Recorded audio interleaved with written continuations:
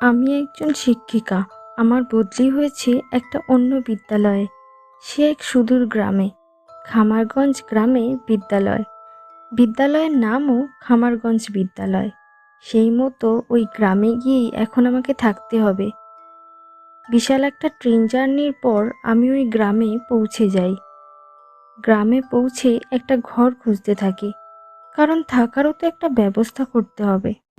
অনেক খোঁজাখুঁজির পর থাকার জন্য আমি একটা ভালো বাড়ি পেয়ে যাই।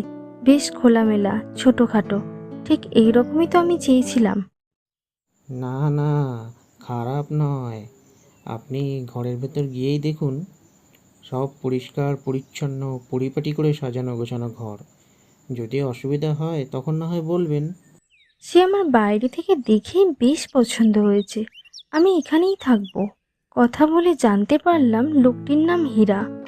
লোকটি কতটা হিরে বা মতি আমি জানি না, তবে বাড়িটাকে খুব সুন্দরভাবে পরিষ্কার পরিচ্ছন্ন করে সাজিয়ে গুছিয়ে রেখেছে।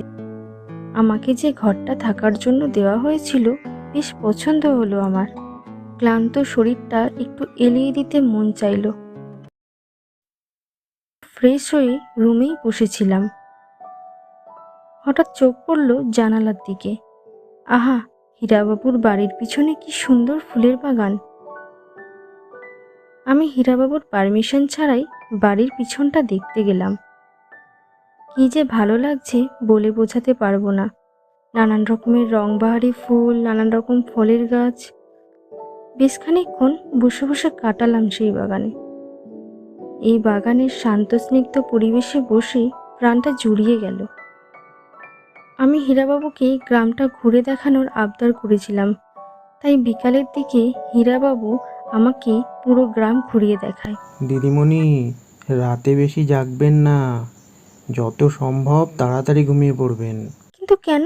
আমার তো বিদ্যালয়ের কিছু কাজও তো থাকতে পারে নাকি?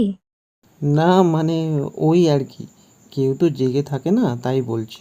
সন্ধ্যের আগে কাজগুলো মিটে নিলে ভালো হয়। হীরাবাবু কেন যে এরকম কথা বললেন কিছু বুঝলাম না। পরের দিন থেকে নতুন বিদ্যালয়ে আমার শিক্ষকতা শুরু।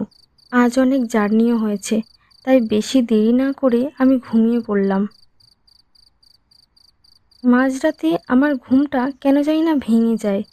একটা সুন্দর গন্ধে আমার ঘরটা পুরো মো মো করছে। মনে পড়ল ঘরের পিছনেই তো সুন্দর ফুলের বাগান, সেখান থেকেই সে সুবাস আসছে। জানালার দিকে তাকাতেই দেখলাম একটি মেয়ে সেই বাগানে ঘোরাঘুরি করছে। ঘড়ির দিকে তাকিয়ে দেখলাম রাত তখন 1:45। এরকম সময় কে ঘোরাঘুরি করছে সেখানে? হীরাবাবুর সঙ্গে তো আর কেউ থাকে না। কি জানি, কাল হীরাবাবুকেই জিজ্ঞাসা করবো খনি। সকাল হলে হীরাবাবুকে সে কথা জিজ্ঞাসা করলাম, কিন্তু হীরাবাবু তো রীতিমতো সব কথা এড়িয়ে গেলেন। তারপর আমি আমার বিদ্যালয়ের উদ্দেশ্যে বেরিয়ে গেলাম। বিকালে স্কুল থেকে ফিরে খাওয়া দাওয়া সেরে একটু বসলাম। ও, বলে রাখি, আমার খাওয়া দাওয়ার ব্যবস্থা হীরাবাবুই করে দেন। তার জন্য ওনাকে আলাদা পারিশ্রমিকও দেওয়া হয়। এ বাজারে থাকা খাওয়া আর কে দেয়? হীরাবাবুর কথা মতো রাতে তাড়াতাড়ি ঘুমিয়ে পড়ি। মাঝরাতে আমার গায়ে একটা বিশ্রী স্পর্শ অনুভব করতে থাকি। সেই স্পর্শে আমার ঘুম ভেঙে যায়।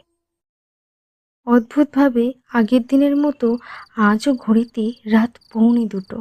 সিলিংয়ের দিকে চোখ পড়তেই দেখি মেয়ের লাশ সিলিং ফ্যানে ঝুলছে। বিশ্রী ভয়ানক চেহারা তার। দেখে আমার সারা শরীরে একটা শিহরণ জেগে উঠল। আরও একবার ভালোভাবে সিলিংয়ের দিকে তাকালাম। দেখলাম না, সিলিং ফ্যানটা ফাঁকা। এ আমার চোখের ভুল নাকি সত্যি ঘটছে কিছুই বুঝে উঠতে পারলাম না। পরপর 2 দিন এরকম ঘটনা ঘটলো আমার সাথে। পরের দিন সকালে দেখলাম পাড়ার 2-3 জন লোক হীরাবাবুকে কি যেন বলছে। আর কত মেয়ে সর্বনাশ করবি তুই হীরা? টাকার জন্য আর কত নিচে নামবি? ওই বয়স্ক ভদ্রমহিলার কথায় আচ্ছা শুনতে পেলাম, কিন্তু কেন এমন বলল? হীরাবাবু তো বেশ ভালো লোক। আমার সাথেও তো অদ্ভুত অদ্ভুত ঘটনা ঘটছে। কি করব কিছুই বুঝতে পারছি না। এখন নতুন এই বিদ্যালয়ে এসেছি, এখন তো ছেড়ে যাওয়াও যাবে না। ঠিক করলাম আজকে রাতে এক মুহূর্ত চোখের পাতা খুলব না, সে যাই হয়ে যাক। কিন্তু রাতে ঘুমানোর অনেক চেষ্টা করলাম, কিছুতেই দু চোখের পাতা এক করতে পারলাম না। কেমন যেন একটা অস্বস্তি কাজ করছিল। এইভাবেই রাত 1:30 বেজে গেল। রেহাই, আজ আমার সাথে আর কিছুই ঘটল না। কিন্তু না, আমার ধারণা ভুল। রাত তখন 1:45। একটা কারোর পায়ের আওয়াজ শুনতে পাই বাইরে থেকে। কৌতূহলবশত বাড়ির গেটের সামনে গিয়ে দেখলাম একটি মেয়ে হেঁটে যাচ্ছে। আমি বললাম, কে কে কে ওখানে? হাঁটতে হাঁটতে হঠাৎ মেয়েটি থমকে দাঁড়িয়ে পড়ল। পিছনে ঘুরে যখন তাকালো তখন তার রূপ দেখে আমার জ্ঞান হারাবার মতো অবস্থা হলো। দেখলাম সারা শরীর তার পুরো কালো হয়ে গেছে, চোখগুলো গর্তে ঢোকানো, চোখের চারিপাশে কালচেটে দাগ। আমি সেসব দৃশ্য দেখে ভয়তে তাড়াতাড়ি ঘরে গিয়ে শুয়ে পড়লাম। পরের দিন সকাল হলে ভাবলাম, না, আমাকে জানতেই হবে এসব আমার সাথে কি ঘটছে। হীরাবাবু তো এসব বললেই শুধু এড়িয়ে যাচ্ছেন। আমি খোঁজ করে করে গ্রামের সেই বয়স্ক ভদ্রমহিলার কাছে গেলাম, যাকে আমি একবার হীরাবাবুর সম্পর্কে কিছু একটা বলতে শুনেছিলাম। দিদিমণি, কি বলছেন কি? আপনার সাথে এসব ঘটছে নাকি?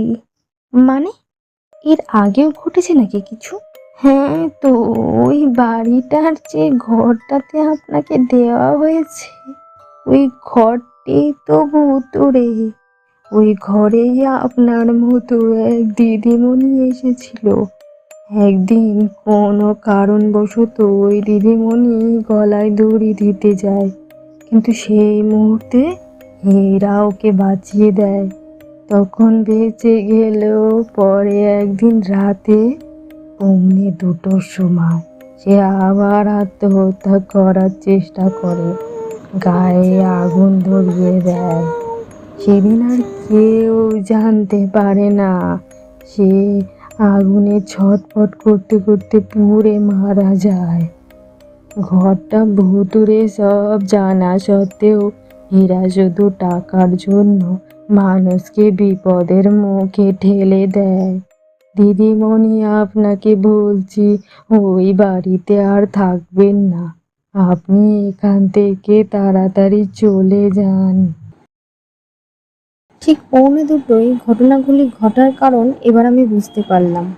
স্কুল কর্তৃপক্ষকে বিদ্যালয় পরিবর্তন করার অনুরোধ পাঠিয়ে আমি সেখান থেকে রওনা দিলাম।